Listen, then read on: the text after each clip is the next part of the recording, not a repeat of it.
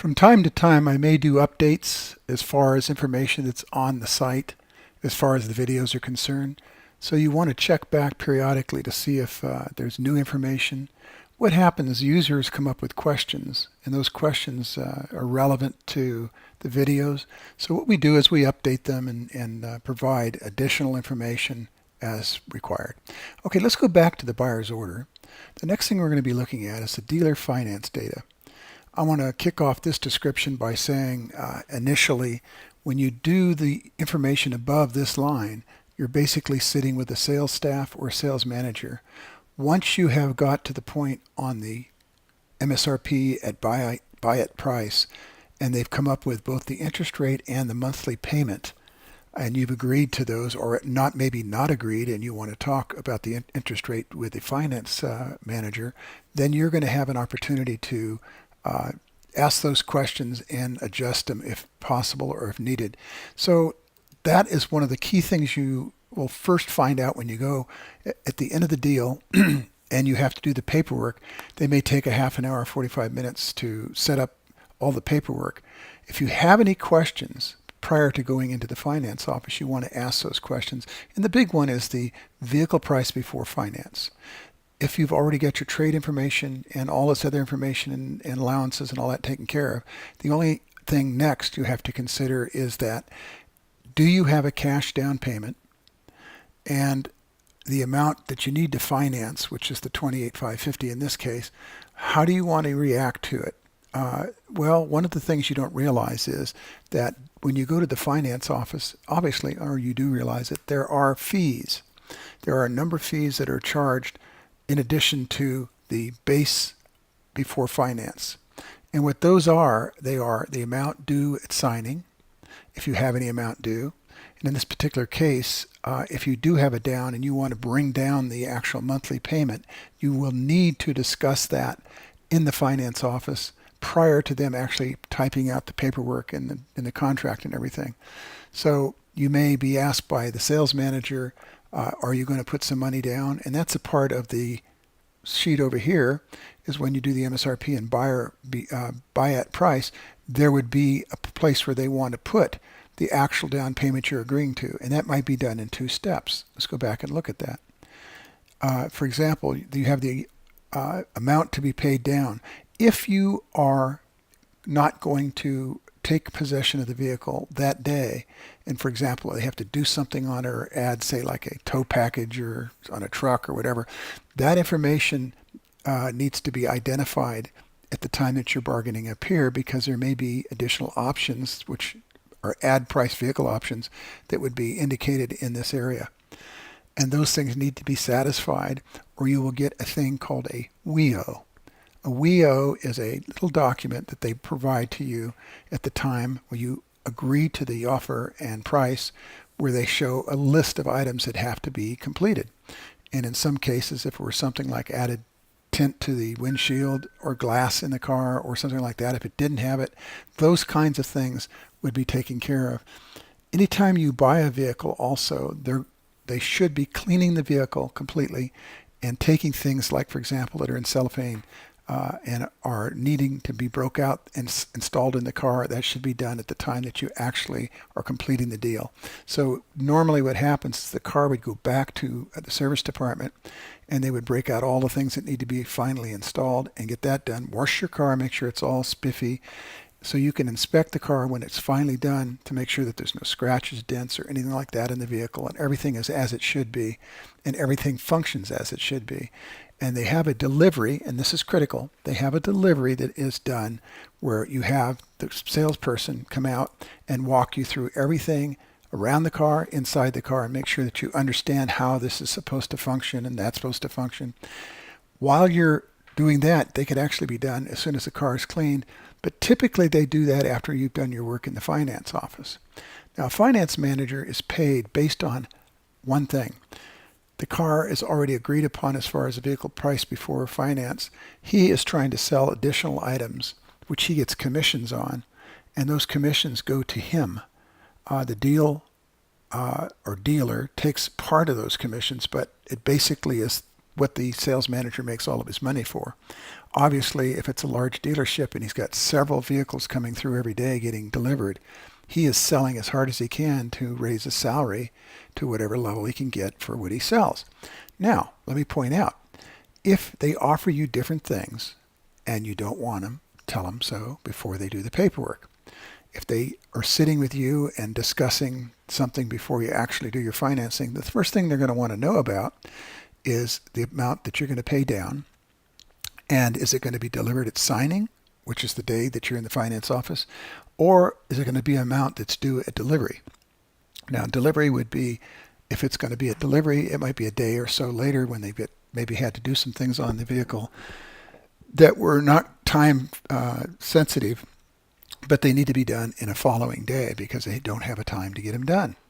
So what you would be doing is you would go ahead and provide that information to them.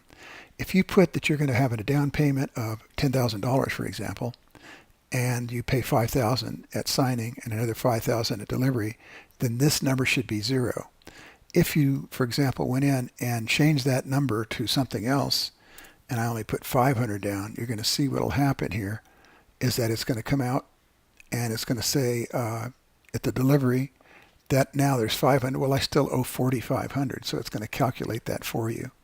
It's also going to change as far as the balance due. These are three fields that are kind of independent. This number that you put in here actually changed the finance amount based on $10,000 down to $18,550. That's pretty clear to see. And then the sum of fees, this calculated number, are all the fees down here that become part of the delivered item. And you have two choices here. You can either finance them in the deal, or you can pay them as a part of your down payment. So what you would basically say, if I don't want to finance, for example, the sales tax and the other fees and the finance doc fees and all that kind of stuff, and the registration and plate and all that stuff, and the amount financed would be based on whatever happens, and then it'll calculate based on the number of months times the amount that you're actually financing, and this will calculate whatever the interest rate would be. Now, there's several ways to do the interest rate. I've made it simple where you do it by the term, which is the finance months, and then you put in the amount financed, and it will calculate the difference between separating each one of these months and then deducting the amount of the actual amount financed from the final sum to be paid. So, for example, if you're financing this amount and it's for 60 months, then it goes from 21 to 23,400. Then I calculate the difference between those two, and that's the amount of the finance. I keep it very simple so it's easy to understand. The monthly payment is not something that's calculated in here. Basically, it can differ depending on the little things that you move around here as far as the fees and stuff like that. But what you want to do is just document what happens when you say 60 times 390. It should give you this particular sum to be paid. Okay, so this is a calculation here. And then the calculation goes further to say what is the difference between the actual amount paid and the interest, and it should come up with this number by calculating it. So all these things are done for you. It's a no-brainer. There's no reason to have to worry about it. First payment is due. That's negotiable by the dealership.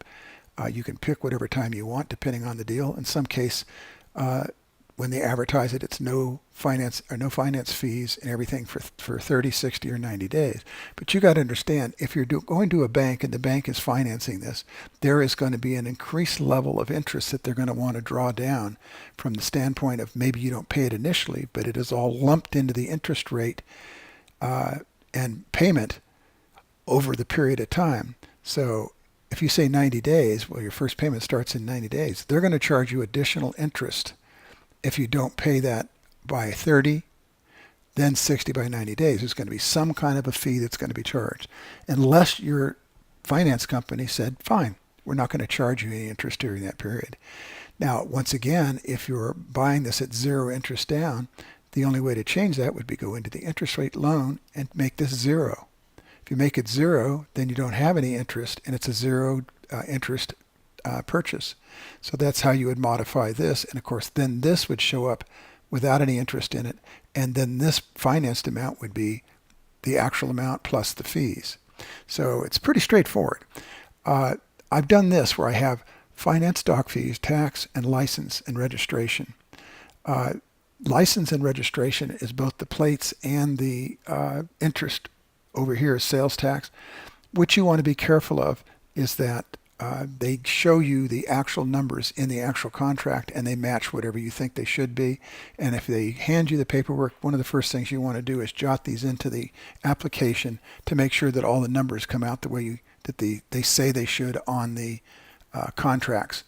If you have a differential, then there's something in here that has been changed or delimited incorrectly, and you want to ask and look for that item that is wrong. Maybe they got the wrong interest rate. Maybe some of the fees don't match with what they're telling you, or they don't calculate correctly.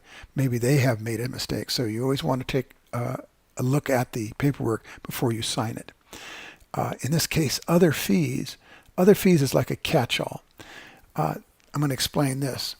Say, for example, you went in there and there's a thing called PDI, which is the inspection, but there's another thing when they're talking to you, they're going to come up and they say, well, we looked at the vehicle and, you might want to do this or that and add insurance.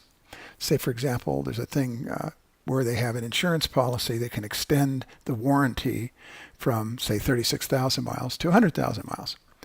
And they tell you it's $1,800 for that. And that would not be a bad deal if it were $1,800, but you don't have to take it at full value. Say, for example, you can say, well, can you do better than that? And they're going to look at you, and he's going to cock his head, and he's probably going to think about his commission and how much he wants to maybe give back to you. And maybe what he does, he says, well, I will give you the insurance, and I'll give it to you for, say, instead of $1,800, I'll give it to you for $1,400. Well, every dollar you save is something like covers some of the other costs. So you want to tell him, yes, I can accept that, and I want the $100,000 or 100,000 mile warranty. But there's other things. For example, they may say that there's a loan protection thing. For example, where if you buy a policy and say, for example, during the period of the loan, either the car is wiped out or say, for example, you as being the primary owner of the vehicle die and your family is responsible for paying off the balance, that insurance can pay off the entire balance. So you want to know about those kinds of things. And believe me, they have a whole booklet full of different things that they can work over on you and try to sell you. And remember, each one of those is negotiable. The only thing that is not negotiable is the sales tax and the license and registration. That's something that's taken in by the actual state or wherever you're located as far as the sales tax and license and registration. And it's also based on the amount that they are charging at the Department of Motor Vehicles for the vehicle type and based on their whatever they need as far as license and registration. So you don't have a lot to say about that. That is something you can't control. And interest rate, if it's based on the 5% for the amount being financed, it's pretty straightforward what that's going to be. You can do the math yourself. The only thing you may need to do if you want to look at it on a month-to-month basis, all amortized loans are front-loaded, meaning that the interest that's being paid in this case is $22.40. Well, if you pay the loan off, say, 2 years into a 60-month, which is obviously preferable if you can do it, you may find out that most of the interest has been paid in that 2 years, and you'd expect that you'd get a great discount on the interest rate, the actual amount, but you don't because it's based on the total amount financed, and that front-end load is based on the money that is in the balance as of the time when it goes down. So the more you pay off on the principal and the interest, that's going to cause this to go away faster on the front end of the loan than it does on the back. So if you're going to pay something off, you want to do it in the first period. So if it's 60 months, the sooner you pay it off, the less the interest is going to be. Now, obviously and ideally, what you can do is drop the at a zero interest buy. You would want to buy a car like that if you can and get the one you want because you're saving quite a bit on the interest. But you still have to measure what they might do. For example, there may not be any incentives on a situation like that, and you're still going to have to deduct that amount that you would normally get on other cars and realize that that's money that you're giving up on the top end of the deal or on the bottom end of the deal. So I'll repeat what I was just basically saying. If you have allowances, you may not get any allowances if it's a zero down or zero interest type of a loan on the vehicle that you're getting from the dealership.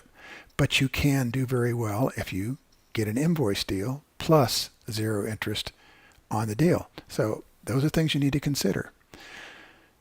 When you're in there in the office in finance, they're going to give you the monthly payment, and you should look at your Foursquare to see if that matches what you had agreed to. And then, of course, when you put in the numbers, you're going to see this thing change based on the actual number of months times this, and it should calculate out to what that shows on the paperwork if it's correct. Now, this sometimes can be bogus. It could be wrong. And it may be because what they've done is they've changed your interest rate. Instead of 5, it's going to be 5.629 or something. And that's why there's 3 spaces in this, because they may add what looks like a marginal amount of interest and then turns out to be quite a bit as far as the actual payment is concerned. Now, obviously, your payment is going to be affected by your down payment. If you put $10,000 down, you're not financing $28,550. You're financing $21,160 after the allowances. So, or the finance fees and so forth that we have up here. So you have to have the total of that, and the amount financed will change based on the amount that you're actually financing, in this case, $18,550. So, a lot to bring in, and you may want to run this a couple of times to catch all the little things that we're talking about.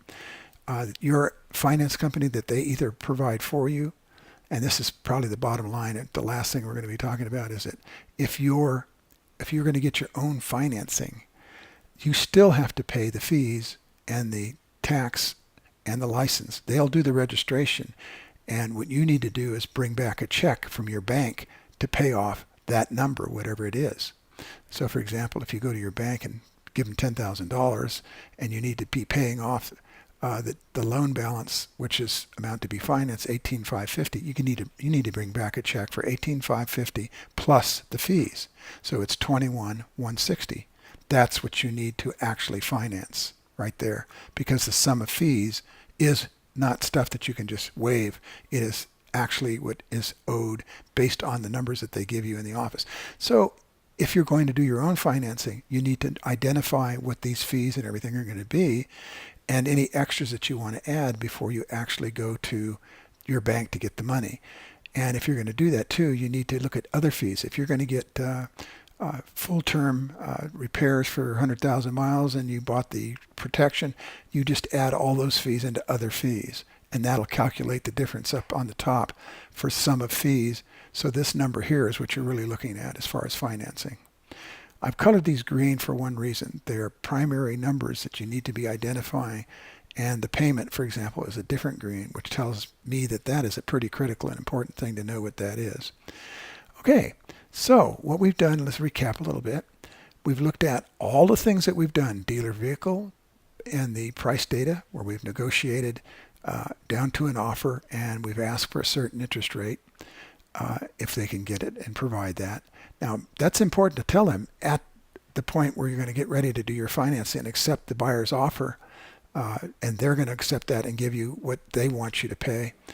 You need to include that you want to get an interest rate of such. Now, that's based on if you've gone to a bank and got a pre-bid as far as the actual financing to know that you can get 4.5 instead of 5. 0.5% interest is quite a bit of money. So you need to know that. Okay, that's a lot of things, but the car business is very difficult to understand unless you have something like this kind of a tool to work with, because what it does is it consolidates all the information down to something that's very easy to identify, things that you need to do and to address before you sign the paperwork and drive out of the lot. There's an old saying, once the vehicle's over the curb, you own it, and you cannot turn around a day, week, a month later and bring it back and say now you're dissatisfied with it, you're going to bring it back. Car deals don't work that way.